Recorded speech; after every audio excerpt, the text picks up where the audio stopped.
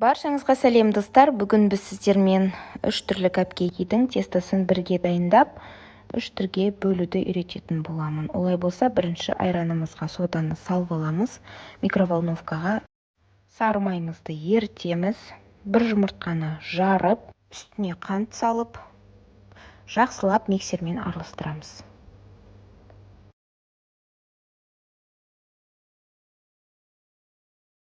Содан кейін сары майды саламыз. Барлығын жақсылап түгелмен саламыз лопатканың көмегімен. Айранды құямыз содамен, лопатканың көмегімен тоже тазалап аламыз. Және тоқтатамыз. Ұнымыздың ішіне разрыхительді салып, араластырып, содан кейін ғана массаға ұн саламыз. Ұн мен разрыхитель.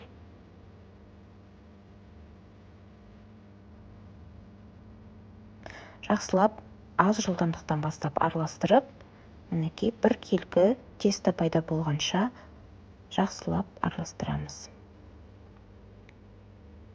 Тағы да бір рет лопатканың көмегімен айналасындағы ұндарды түсіріп, тағы да араластырып жібереміз, және осымен біздің қамырымыз дайын.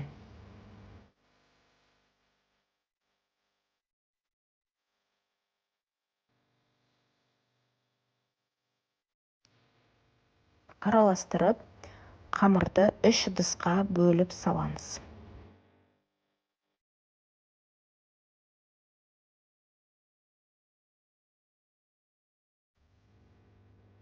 Мінекей, бізге қандай капкейк керек екенін сіз ғана білесіз. Сол себептен тек карта бойынша жасайсыз да, әр капкейкті 40 граммнан санап, қандай капкейкке қанша грамм тесто салатыныңызды есептейсіз.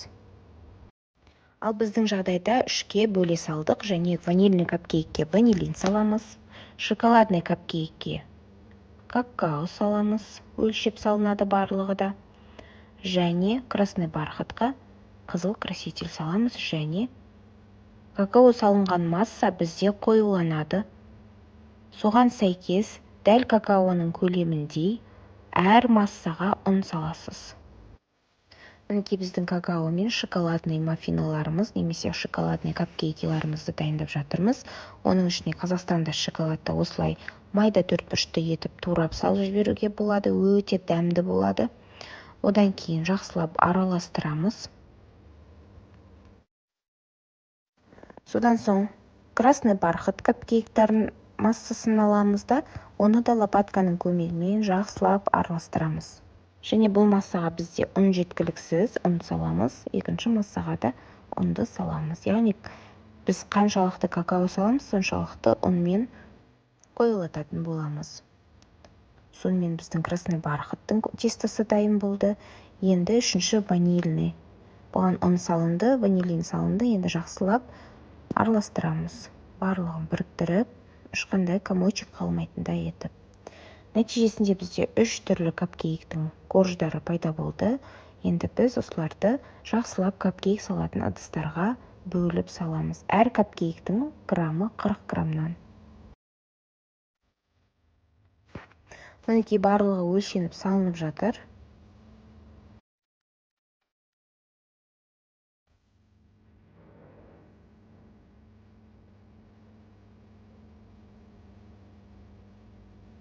Жетпеген жерлерін араластырып салып жатырмыз.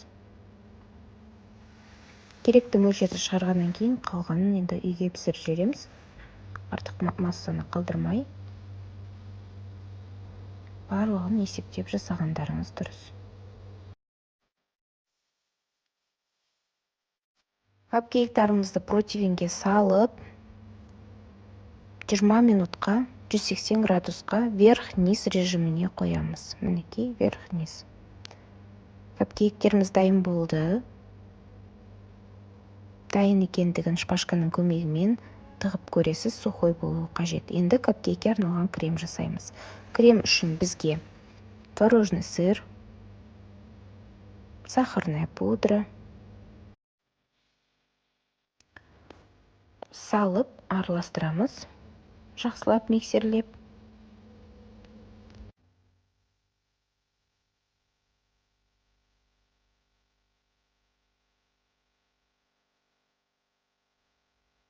Жақсылап араласқаннан кейін барлығы біркелкі болған соң ғана сливки құямыз.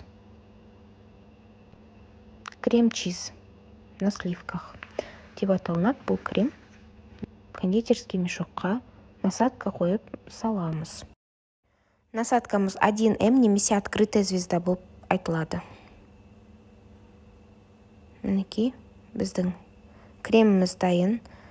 Капкейктарымызды сыртқа шығарып, және де силиконовый посудаларда піскен капкейктарымызды біз бұндай тюльпан қызыл түспен қаптайтын боламыз.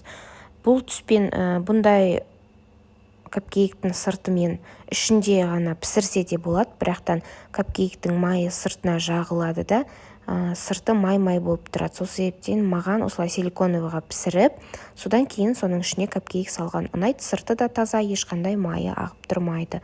Мінекей біздің дайын болған кремімізді енді сіздердің көздеріңізше әдемілеп жағып көрсетейін. Мінекей ортасынан бастап өте әдемі гүл пайда болады. Қолдарыңызды міндетті түрде үйрету керек. Бұған капкейкке тақамай, сәл жоғары 1 сантиметрдей жоғары ұстап тұрасыздар насадканы. Мінекей осылай 2 слой етіп айналдырып шығасыздар. Осының нәтижесінде әдемі капкейктің кремі жағылады. Капкейктердің үстінен түрлі украшениялармен сәндеуге, съедобная бумагамен сурет қоюға, неше түрлі присыпкаларды себуге болады, және ягоды, фрукты қойсаңыздар да болады. Кремнің түсін әртүрлі түске бояу арқылы да көркейтуге болады. Осымен біздің 3 түрлі капкейгіміз дайын. Ас болсын.